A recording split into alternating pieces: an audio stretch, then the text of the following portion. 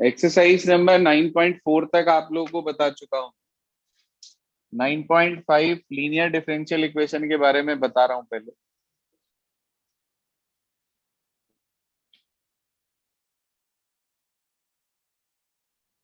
देखो, इसके अंदर वैसे तो दो कैटेगरी हमारे पास है, मगर एक कट चुकी है, तो सिर्फ आपको एक ही टाइप के बारे में पढ़ना है कि dy by d x plus p y equals to q, जहां पर कि where p and q are functions of x only and they are constants and नहीं और कांस्टेंट्स। या तो ये x के फंक्शन होंगे या फिर ये क्या होंगे, कांस्टेंट होंगे। p और q की वैल्यू आप यहां से कंपेयर करके निकाल लेंगे और उसके बाद आप कैलकुलेट करेंगे इंटीग्रेटिंग फैक्टर, जिसका फार्मूला होता है e रेज टू की पावर इंटीग्रल p dx। ये इंटीग्रेशन करते टाइम हम c नहीं लगाते हैं और इंटीग्रेटिंग फैक्टर की वैल्यू निकालने के बाद हमें सॉल्यूशन लिखना होता है y इंटू आई एफ बराबर q इंटू आई एफ, इसका पूरे का integration into D x plus C. ये आपके पास कंप्लीट फॉर्मेट आ गया किसका भला, लीनियर डिफरेंशियल इक्वेशन का। इससे ज्यादा उसके अंदर और कोई काम नहीं होता है। एक क्वेश्चन का थोड़ा सा हिंट आपको दे देता हूं और उसके बाद होमोजीनियस डिफरेंशियल इक्वेशन की तरफ चलेंगे हम। एक्सरसाइज 9.6 से एक क्वेश्चन ले लेते हैं कोई भी। क्वेश्चन नंबर 2 पढ़ दीजिए, क्या कहता है एक्सरसाइज नंबर 9.6 का। dy by d x plus 3y e की पावर माइनस 2x। हमने इसे कंपेयर किया, compare it with dy by d x plus p y equals to q के साथ। तो p कितना हो गया 3 और q कितना हो गया e की पावर माइनस 2x। आपने इंटीग्रेटिंग फैक्टर निकाला e रेज टू की पावर इंटीग्रल p dx मतलब 3dx, तो ये हो गया e की पावर 3x। इसके बाद आपने फार्मूला लगाया y इंटू ई की power 3x, y into I F होता है तो y इंटू ई की पावर 3x बराबर integration of q into I F E की power minus 2x into e की power 3x dx plus c। वैसे तो ये सीधा सीधा इंटीग्रेशन बन रहा है। अगर कहीं पर दो फंक्शन मल्टीप्लीकेशन में आते हैं और सीधा इंटीग्रेशन नहीं होता तो हम इस पोर्शन को आई मानकर अलग से इंटीग्रेट कर देते हैं। फिलहाल आप यदि ध्यान दें तो ये आपके पास 3x माइनस 2x ई की पावर x बच गया, तो ई की पावर x का इंटीग्रेशन ई की पावर x प्लस सी आ गया। पूरी इक्वेशन को आप ई रेज टू की पावर 3x से डिवाइड कर देंगे, तो y is equals to e raise to की power x upon e raise to की पावर 3x, यानी कि ई रेज टू की power minus 2x plus c into e की पावर माइनस 3x। ये आपके पास इसका सॉल्यूशन आ गया। ये सबसे आसान कैटेगरी है तीनों में, होमोजीनियस, वेरिएबल सेपरेबल और लीनियर। इन तीनों में सबसे आसान कैटेगरी हमारे पास जो है वो ये है लीनियर डिफरेंशियल इक्वेशन। इसके अंदर जितने भी question dy by d x dy by d x plus p y equals to q वाले हैं, इस कैटेगरी के क्वेश्चन आपको करने हैं। और उसके अंदर भी जिन क्वेश्चंस में कॉट या कॉसेक आ जाता है वो सारे मोस्ट इंपॉर्टेंट क्वेश्चन है, क्योंकि अब तक बोर्ड एग्जाम में ज्यादातर वही क्वेश्चन आए हैं जिनमें कॉट या कॉसेक है इस कैटेगरी के। ठीक है जी, करने सारे हैं इस टाइप के, छोड़ना कोई नहीं है आपको। क्वेश्चन नंबर 5 भी बहुत अच्छा है। आपको पहले इक्वेशन को इस स्टैंडर्ड फॉर्म में लेकर आना होता है, फिर आपको p और q की वैल्यू निकालनी होती है। After then you have to calculate integrating factor, then you apply the formula solution y into I F बराबर q into I F into D x plus c. Clear है सभी को? Sir एनो plus सी अलग से क्यों लगाया हमने, तो इंटीग्रेशन में आया था। एक ही बात है, क्योंकि हम इसके अंदर क्या करते हैं, इसमें तो यहाँ इंटीग्रेशन हो गया त्यागी, इस वजह से जी हमने सर। इसको पहले से, आपको ये एब्सर्ड सा लग रहा है इसके अंदर, लेकिन बहुत से क्वेश्चन ऐसे होते हैं जिसके अंदर हमें इस पोर्शन को अलग से आई लेकर इंटीग्रेट इंटीग्रेट करना होता है, तो उसके अंदर वो सी हम ऑलरेडी लगा के चलते हैं, पहले ना भी लगाओ बाद में लगा लो, इससे कोई फर्क नहीं पड़ता, एक ही बात है वो। ठीक है सर। इसके बाद कॉपी में हेडिंग डाल लें आप, होमोजीनियस डिफरेंशियल इक्वेशन, हेडिंग डाल लीजिए कॉपी में अगली, होमोजीनियस डिफरेंशियल इक्वेशन। तो होमोजीनियस डिफरेंशियल इक्वेशन में होता क्या है, सुन लें ध्यान से, जितने भी हमारे पास इक्वेशंस हैं उन सभी के अंदर एक तो एक्स और वाई वेरिएबल अलग अलग नहीं हो पाते हैं, दूसरा जितने भी वेरिएबल्स मौजूद होते हैं सबकी पावर सेम होती है। आप एक्सरसाइज नंबर 9.5 निकाल के देखिए 1 मिनट के लिए, एक्सरसाइज नंबर 9.5, उस एक्सरसाइज नंबर 9.5 के सभी क्वेश्चंस पे आप नजर मारिए एक बार, पेज नंबर 406 है। पहला क्वेश्चन देखिए और बताइए उसके अंदर सबकी पावर कितनी है, 2 है। दूसरे क्वेश्चन में सबकी पावर कितनी है, 1 है। तीसरे में 1, चौथे में 2। एक्स इंटू वाई अगर मल्टीप्लाई में लिखा है तो वो 2 पावर के रूप में काउंट होगा, और अगर अंडर रूट में कहीं एक्स स्क्वायर वाई स्क्वायर इस तरीके से लिखा है तो उसकी पावर 1 काउंट होगी। ठीक है जी, ये तो हुई बात 1 से लेकर 6 तक के क्वेश्चन की। अगर कहीं भी होमोजीनियस वाले कुछ टाइप के अंदर कहीं भी आपके पास इसके अंदर लॉग, कॉस, कॉसेक, इस तरीके से कोई भी ट्रिग्नोमेट्रिक आ जाए, कॉस आ जाए, साइन आ जाए, लॉग आ जाए, तो इन सब के अंदर जो वेरिएबल होगा वो हमेशा y बाय एक्स या x बाय वाई, दोनों में से कुछ भी हो सकता है, इस फॉर्मेट में मौजूद होगा। ई भी कहीं आएगा तो उसकी पावर या तो x बाय वाई या y बाय एक्स होगी। अगर आपको कहीं पे ये चीज दिखाई दे जाए तो उसमें आपको कोई बुद्धि लगाने की जरूरत नहीं है ज्यादा, या ज्यादा सोच विचार करने की जरूरत नहीं है। इसका ये मतलब है कि ये होमोजीनियस है, इसका ये मतलब है कि ये कौन सी कैटेगरी है, होमोजीनियस डिफरेंशियल इक्वेशन है। ठीक है जी, आप देखो ध्यान से 7 से लेकर 10 तक के क्वेश्चन में सब में आपको y बाय एक्स या x बाय वाई की फॉर्मेट दिखाई देगी। ठीक है जी, उसके बाद 11-12 में देखो डिग्री सेम है सब में, 13-14 दोनों के अंदर वही y by x x by y की फॉर्म दिखाई देगी हमें, और 15 में आप देखो सबकी पावर सेम है। तो ये सारे क्वेश्चन लीनियर के हैं। अब ये तो हुई बात कि हमें देखकर पहचान हो गई कि ये लीनियर है, सॉरी होमोजीनियस डिफरेंशियल इक्वेशन है। तो अगर ये सब होमोजीनियस डिफरेंशियल इक्वेशन है, क्वेश्चन में आता है कि show that the given differential equation is homogeneous differential equation, और उसके बाद उसका सोल्यूशन निकालना होता है। तो अब मुद्दा ये है हमारे पास कि हम इसको किस तरीके से होमोजीनियस प्रूव करेंगे, तो क्या मेथड, क्या प्रोसीजर है वो समझ लें ध्यान से, साथ साथ आपको सॉल्व करना भी बता रहा हूं। जी हाँ, जैसे हमने एक क्वेश्चन ले लिया, कोई भी ले लें, क्वेश्चन नंबर 2 ले लिया मैंने एक्सरसाइज नंबर 9.5 से। क्वेश्चन क्या है पढ़ना, y dash is equals to x plus y upon x, ये क्वेश्चन है भाई हमारे पास। ठीक, हमें प्रूफ करना है कि ये होमोजीनियस डिफरेंशियल इक्वेशन है। तो इसके दो तरीके हैं हमारे पास, वो दो तरीके क्या हैं कि ये जो हमारे पास फंक्शन है एक्स और वाई का मिला जुला, एफ एक्स वाई, वो लिखा है x plus y upon x.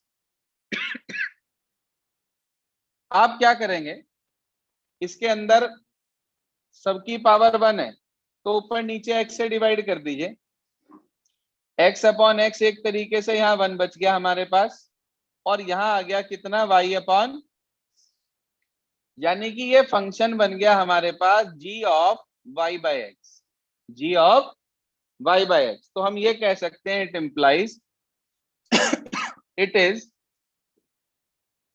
Homogeneous, हाँ जी, it is homogeneous differential equation.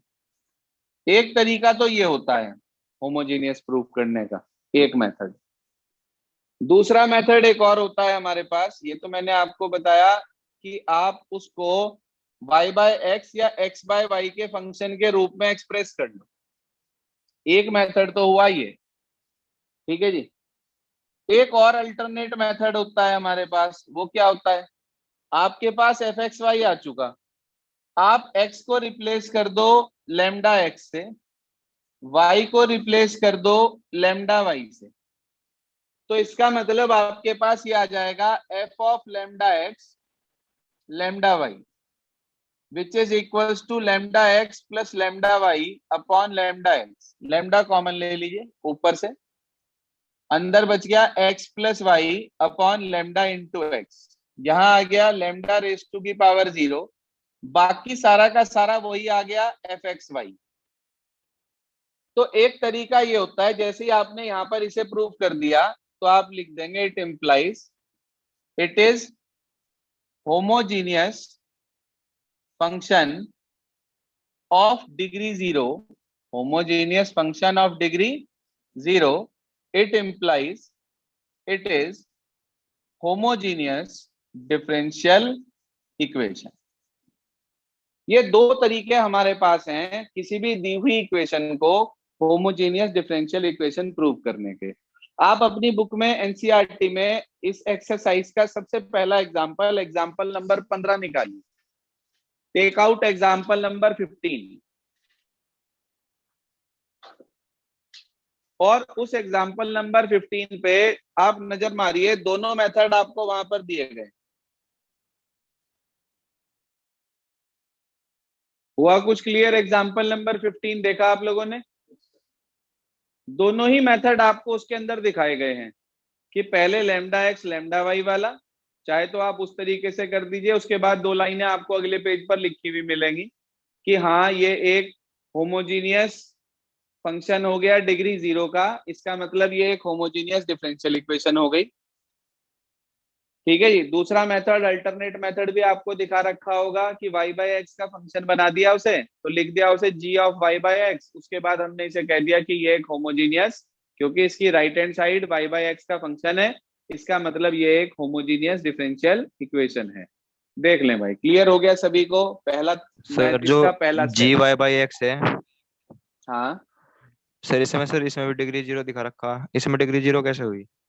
नहीं, डिग्री 0 का मतलब ये होता है कि इसके अंदर कोई और पावर का हमारे पास बचा नहीं हुआ। मान लो यहाँ पर त्यागी जी हमारे पास होता वाई स्क्वायर और ये जी दोनों सर। एक्स होते हैं, तो यहाँ पर वाई बाय एक्स तो आ जाता, लेकिन एक वाई एक्स्ट्रा बच जाता ना साथ में, तो जी उस सर। केस में डिग्री 0 ना होती। लेकिन क्योंकि ये पूरा फंक्शन वाई बाय एक्स का क्रिएट हो गया, अगर यहाँ एक्स स्क्वायर होता, यहाँ वाई स्क्वायर होता, यहाँ एक्स स्क्वायर होता, तो हम ऊपर नीचे एक्स स्क्वायर से डिवाइड कर देते और इसे वाई बाय एक्स का होल स्क्वायर लिख देते, तब भी ये जी ऑफ वाई बाय एक्स कहलाता, जिसके अंदर डिग्री 0 होती। आपके कोर्स अच्छा में सर। क्लास 12 के अंदर सिर्फ डिग्री 0 की होमोजीनियस डिफरेंशियल इक्वेशन पढ़ने के लिए है। इसके आगे की जो आप पढ़ेंगे वो ग्रेजुएशन में है। इसके अच्छा आगे सर। का जो डिफरेंशियल इक्वेशन का आप पार्ट पढ़ेंगे वो सारा का सारा आपके पास आपके ग्रेजुएशन में आपको मिलेगा। ठीक है जी।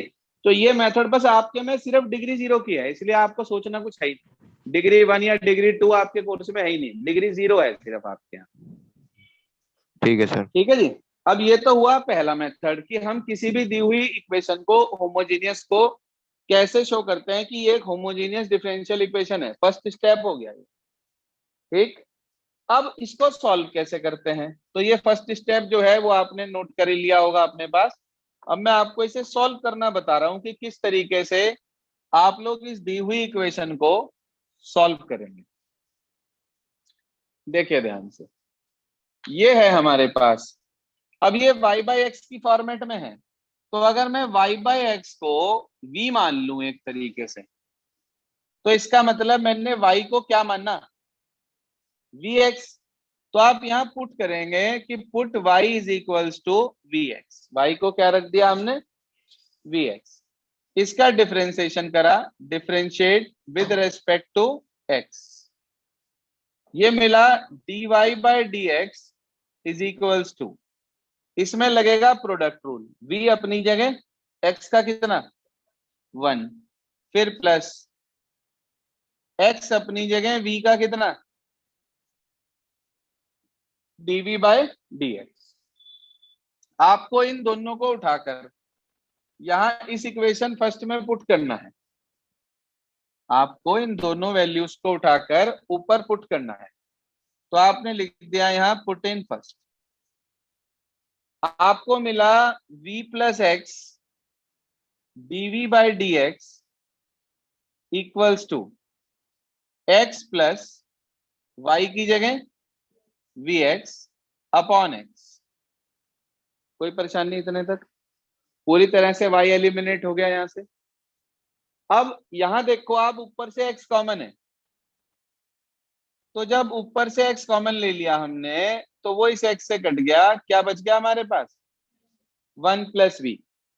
ध्यान रखना, जैसे ही आप इस स्टेप पर पहुंचेंगे, जैसे ही आप इस स्टेप पर पहुंचेंगे उसके तुरंत बाद आप ये देखेंगे कि हमारे पास ये जो इक्वेशन बन गई है ये अब होमोजीनियस नहीं रही, अब ये वेरिएबल सेपरेबल में कन्वर्ट हो गई है। किसमें कन्वर्ट हो गई है? वेरिएबल सेपरेबल में। कैसे? आप देखो, इस पूरे v को आप उधर लेके जाएंगे, इसमें तो चांस की बात है v से v कट रहा है। अगर यहाँ v ना कटता या जो भी फंक्शन v का होता हम इसे उधर लेके जाते तो यहाँ सारा v में हो गया था। फिर हम उस v को dv के साथ ले आते, x और dx को उधर ले जाते, तो ये हो गया हमारे पास वेरिएबल सेपरेबल। क्या हो गया जी हमारे पास? ये वेरिएबल सेपरेबल। तो आप देखो यहाँ बाई चांस की बात है v से v कट गया। अब x को एक तरफ ले जाओ और v को इधर रख लिया, तो dv is equals to 1 upon x into dx, integrating both side. उसके बाद आप लिख देंगे इंटीग्रेटिंग बोथ साइड्स। ठीक है। अब 1 का इंटीग्रेशन v के रेस्पेक्ट v हो गया, 1 अपॉन x का log mod x और प्लस c। v की वैल्यू क्योंकि हमने अपनी तरफ से लेट करा है तो v में आंसर नहीं छोड़ सकते आप। y by x equals to log mod x plus c, इसकी मल्टीप्लाई उधर कर देंगे, y is equals to x into log mod x plus c x. ये आपके पास इसका जनरल सॉल्यूशन आ गया। अगर वो ये x और y की वैल्यू आपको दे देता तो, और वो आपसे कह देता कि भाई इसका सॉल्यूशन निकालिए आप, जनरल सॉल्यूशन, पर्टिकुलर सॉल्यूशन, तो जो भी वैल्यू वो हमें देता वो हम इसमें पुट कर देते, सी निकाल के वापस इसी में रख देते। मान लीजिए उसने आपको दे दिया कि भाई y is equals to 2 when x is equals to 1, ये दे दिया, तो रख दीजिए आप इसी के अंदर ही। अगर ये दे दे, वैसे तो ये आंसर आ गया हमारा यहाँ पर, अगर ये दे दे पर्टिकुलर सॉल्यूशन निकालना हो, मैंने आपको बताया था कि particular solution is basically one step forward to the general solution. तो आप y को 2 रख दीजिए, x को 1 रख दीजिए, log 1 की वैल्यू 0 प्लस c, तो c की वैल्यू आपको 2 मिल गई।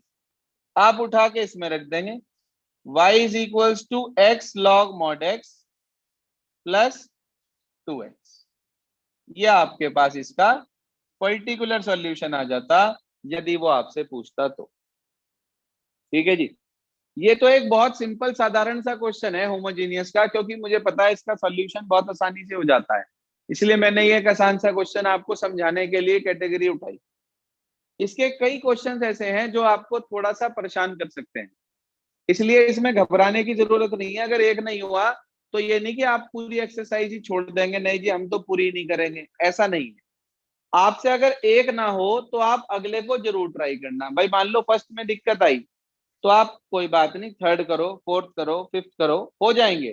थोड़ा सा आपको पहले इसके एग्जाम्पल्स ट्राई करने पड़ेंगे, उसके बाद आपको इसके क्वेश्चंस करने में इंटरेस्ट आएगा, तब क्वेश्चंस होंगे जाके। तो आप लिख लें अपने पास कि today you have to do examples of exercise 9.5 and then exercise number 9.5। Language वाले क्वेश्चंस नहीं करने हैं, चाहे वो एग्जाम्पल में हो चाहे वो एक्सरसाइज में हो। डिफरेंशियल इक्वेशन के अंदर कभी भी पहले भी हमारे पास लैंग्वेज वाले क्वेश्चन नहीं आया करते थे, इस साल से पहले तक भी, और इस साल तो काफी कुछ आपका डिडक्ट हो गया है, तो इसलिए उसमें तो कुछ आने की उम्मीद है ही नहीं। ठीक है ना? तो आपको क्या करना है, नोट कर लें अपने पास, एक्सरसाइज नंबर 9.5 विद एग्जांपल्स। आज के लिए बस इतना ही आपके लिए।